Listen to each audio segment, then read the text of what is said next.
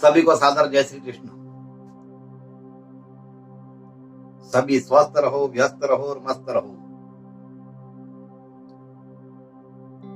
कार्तिक मास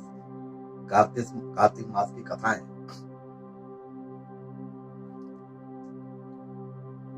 आज हम कथा श्रवण करेंगे।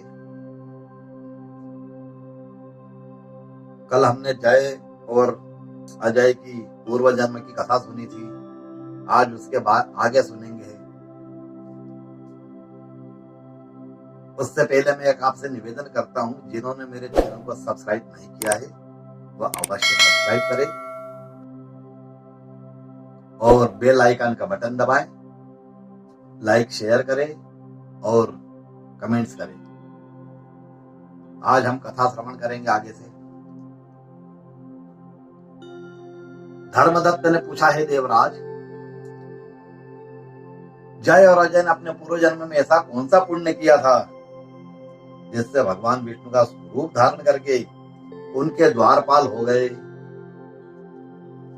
प्राचीन काल में व्रणबिंदु की पुत्री देवहूति से कर्दम ऋषि द्वारा केवल दृष्टि मात्र से देखने मात्र से दो सुंदर बालक उत्पन्न हो गए। उनमें से बड़े का नाम जय और छोटे का नाम अजय हुआ। बाद में देवहूति के गर्भ से कपिल देव जी भी हुए। जय और अजय दोनों ही विष्णु जी के बड़े भ्राता, बड़े भक्त। जय और अजय दोनों ही विष्णु जी के बड़े भक्त थे और धर्मात्मा थे। दोनों ही नित्य प्रति अष्टाक्षर मंत्र ओम नमो भगवते वासुदेवाय का मंत्र जाप करते, विष्णु जी का व्रत करते। भगवान इन दोनों भाइयों पर अत्यंत प्रसन्न थे और नित्य पूजा के समय इनको दर्शन दिया करते थे। एक समय राजा के निमंत्रण पर देव ऋषि नारद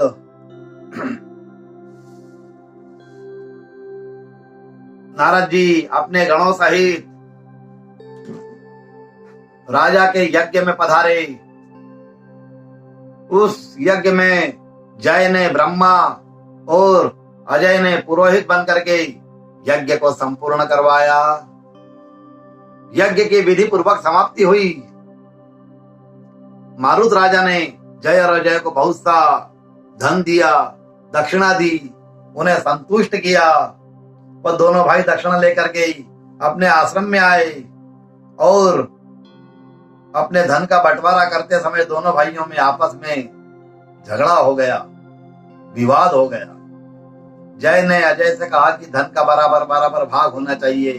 अजय ने कहा कि जितना धन जिसको मिला वही उसका मालिक है, उसको उतनी प्राप्ति हुई है तो वही उतना रखेगा, धन उसका ही होगा।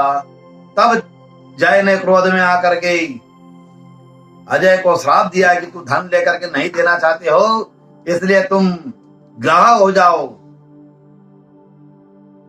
अजय ने जय का दिया हुआ शाप स्वीकार कर लिया और जय को शाप दिया कि तू अभिमानी है, इसलिए गजराज हो जा, हाथी हो जा। एक को मगर का शाप मिल गया और एक को हाथी का श्राप मिल गया। जब दोनों नियम पूर्वक पूजा के समय भगवान उनको दर्शन देने आए तो दोनों ने भगवान से श्राप मोचन का उपाय पूछा कि प्रभु मुझे ये श्राप प्राप्त हुआ है, इससे मोक्ष कैसे होगा। दोनों ने प्रभु से कहा, हे देव, हम आपके भक्त हैं, हम मगर और हाथी की ग्राही होने में कैसे होंगे। हे कृपा के सागर, श्राप से हमारा उद्धार कीजिए। हमने आवेश में, गुस्से में एक दूसरे को श्राप तो दे दिया है। तब भगवान विष्णु ने कहा, मेरे भक्तों की वाणी कभी असत्य नहीं होती है। जो भी मेरे भक्त जिसको भी जो वचन दे देते हैं, जिसको जो आशीर्वाद दे देते हैं, जिसको जो श्राप दे देते हैं, वह कभी असत्य नहीं होता है। कोई सा भी युग हो, सतयुग, द्वापर, त्रेता, कलयुग, कोई सा भी युग हो, उसमें असत्य नहीं होता है। हाँ, समय जरूर लगता है। कलयुग में हाथों हाथ नहीं होता है, समय लगता है, तो उसमें समय लगेगा लेकिन सत्य होगा। यमराज भी इनको अन्यथा नहीं कर सकते हैं। और पूर्व काल में मुझे भक्तराज प्रहलाद के कहने पर स्तंभ से प्रकट होना पड़ा, खंबे में से प्रकट होना पड़ा, और राजा अम्बरीश के कहने पर 10 अवतार लेने पड़े। अतः तुम दोनों अपने श्रापों को भोग करके मेरे लोक को प्राप्त करोगे। इतना कह करके विष्णु जी अंतर ध्यान हो गए और वह गंडकी के किनारे मगर और हाथी हुए। पूर्व जन्म का स्मरण रहने के कारण इस योनि में श्री भगवान विष्णु का व्रत नियम से किया करते थे। एक दिन कार्तिक की पूर्णमासी को वह गजराज हाथी स्नान करने को गंडकी नदी में गया। तब पिछले जन्म का श्राप स्मरण करके मगर ने हाथी का पांव पकड़ लिया, तो हाथी ने भी विष्णु जी का स्मरण किया और इसी कथा का नाम गजेंद्र मोक्ष है। मगर ने हाथी का पांव पकड़ लिया, तो हाथी ने भगवान विष्णु का स्मरण किया और गजेंद्र मोक्ष ने स्तुति की। फिर क्या था, तुरंत ही शंख चक्र गदा पद्मधारी भगवान ने अपने सुदर्शन चक्र द्वारा उन दोनों को अपने जैसा स्वरूप दे करके उन्हें वैकुंठ में ले गए।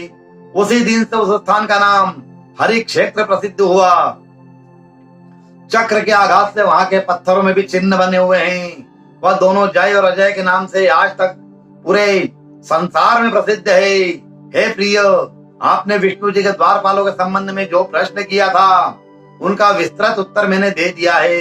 इसलिए हे द्विज, तुम भी ईर्ष्या और द्वेष को त्याग करके नित्य भगवान का, विष्णु भगवान का व्रत करो, पूजन करो और जगत के प्रत्येक जीव को समदृष्टि से देखो।